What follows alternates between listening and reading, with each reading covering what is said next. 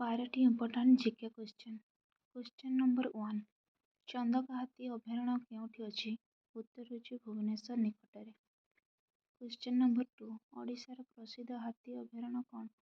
ଉତ୍ତର ଚନ୍ଦକା ହାତୀ ଅଭୟାରଣ୍ୟ। କ୍ୱେଶ୍ଚନ୍ ନମ୍ବର 3, ଶିମିଳିପାଳ କେଉଁ ପ୍ରକାର ଜଙ୍ଗଲ? ଉତ୍ତର tropical moist deciduous forest.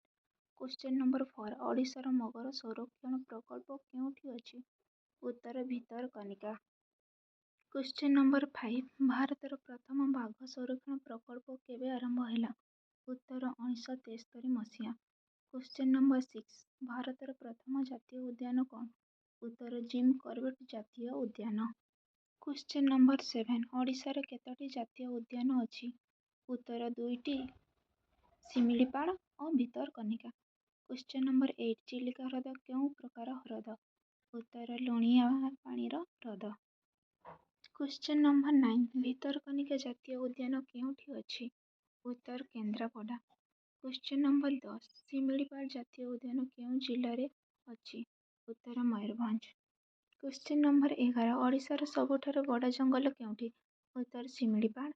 Question number 12, ଭାରତର ଜାତୀୟ ଉଦ୍ୟାନ ସଂଖ୍ୟା କେତେ? ଉତ୍ତର 106। ଭିଡ଼ିଓଟି ଭଲ ଲାଗିଲେ ଲାଇକ୍ କରନ୍ତୁ, ସେୟାର କରନ୍ତୁ, ସବସ୍କ୍ରାଇବ୍ କରନ୍ତୁ।